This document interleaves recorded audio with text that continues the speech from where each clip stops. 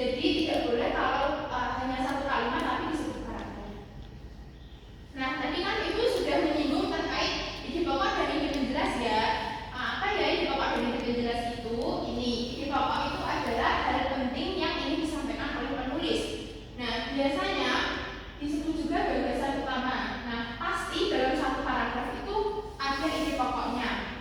Nah, kemudian yang kedua ini ada ide penjelasnya atau bisa disebut juga ide pendukung. Nah, apa ya fungsi ide pendukung itu? Fungsinya adalah untuk menjelaskan dari poin ide pokok di paragraf tadi.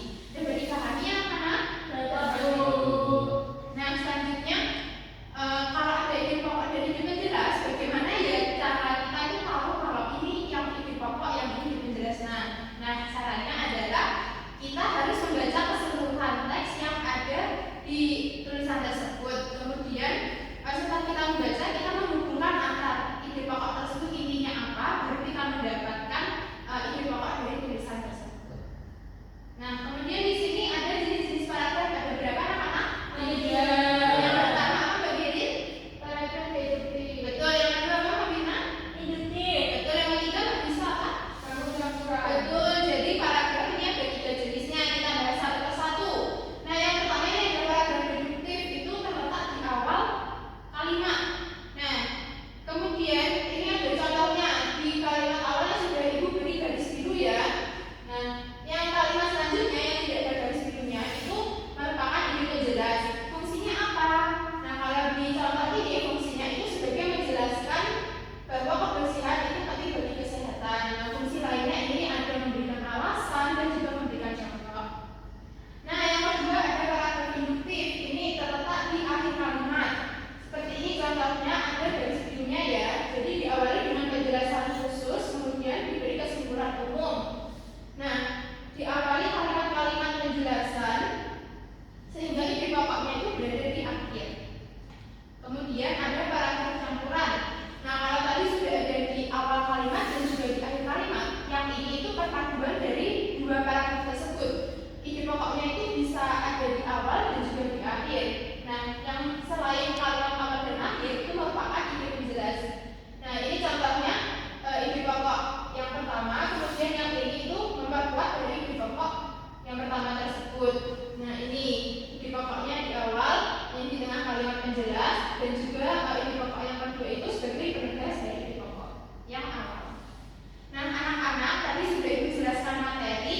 Nanti anak-anak di rumah itu bisa belajar mandiri dengan men-scan barcode yang sudah Ibu sediakan ya melalui gawe kalian masing-masing. Nah, pasti sudah agak mengantuk ya menjelaskan mendengarkan penjelasan materi dari Ibu. Maka dari itu, ayo anak-anak eksekutif terlebih dahulu, boleh sambil duduk ya. Nah, nanti ikuti arahan dari Ibu. Kalau Ibu bilang, ayo tepuk tangan 3 kali, ayo tepuk tangan 2 kali, ayo tepuk tangan 1 kali, ayo tepuk tangan tanpa suara. Oke, bisa dipahami? Nah, 1, 2, 3. Ayo tepuk tangan 3 kali, ayo tepuk tangan 2 kali, ayo tepuk tangan 1 kali, ayo tepuk tangan tanpa suara.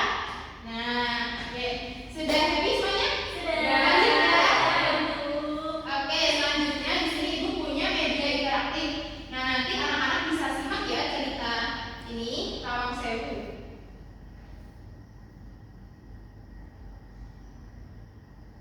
Cerita sejarah Lawang Sewu.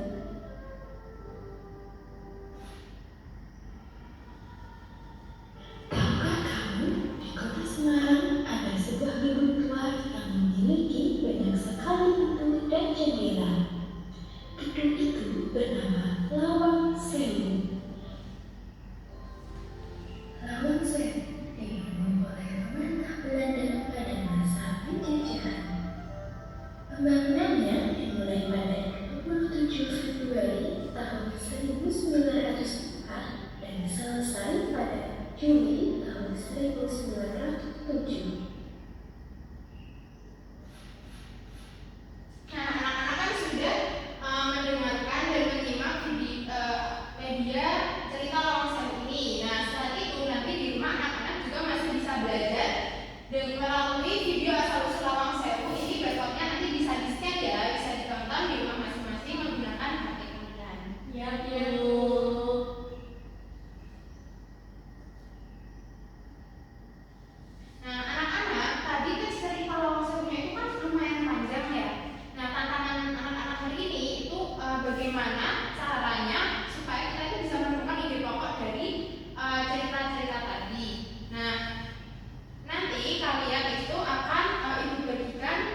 lembar kerja murid.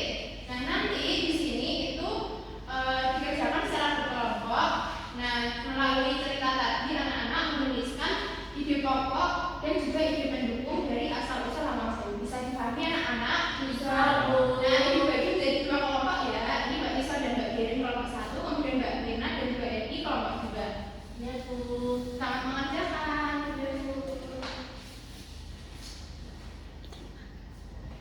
Baik, sudah selesai? Sudah. Oke. Nah, kalau sudah selesai bisa dipaparkan perwakilan kelompok bisa maju ke depan ya.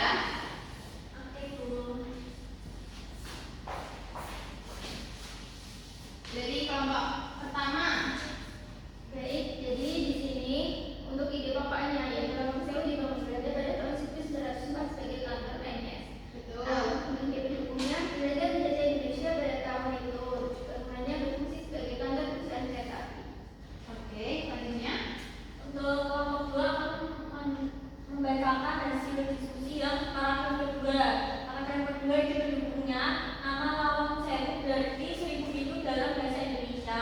Itu pokoknya Lawang Sewu adalah bangunan besar di Semarang yang memiliki banyak biru dan jendela. Betul. Apakah anak-anak yang lain setuju dengan jawabannya? Benar? Baik. Nah, kita beri apresiasi terlebih dahulu ya. Dikasih A apa? Dikasih B, kasih O, kasih B. Wow, keren. Wow, keren. Baik, terima kasih Mbak Firna dan Mbak Geri. Silakan bisa duduk kembali.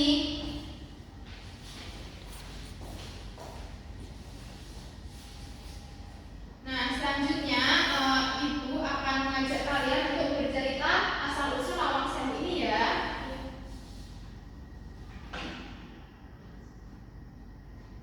Nah, cerita sejarah Lawang Sewu. Di kota Semarang itu terdapat sebuah bangunan bersejarah bernama Lawang Sewu yang dalam bahasa Indonesia itu berarti 1000 pintu. Nah, walaupun jumlah pintunya itu banyak dan tidak pasti berjumlah 1000, namun bangunan ini tetap dijuluki bernama Lawang Sewu.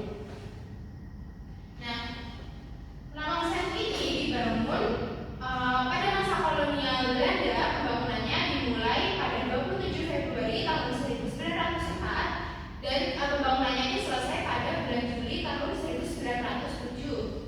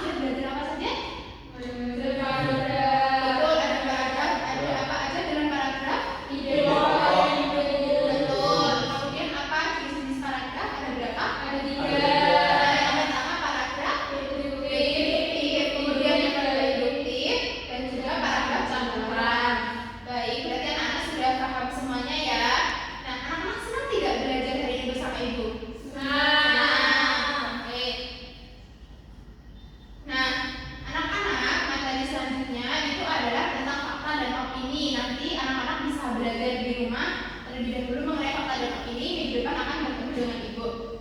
Baik,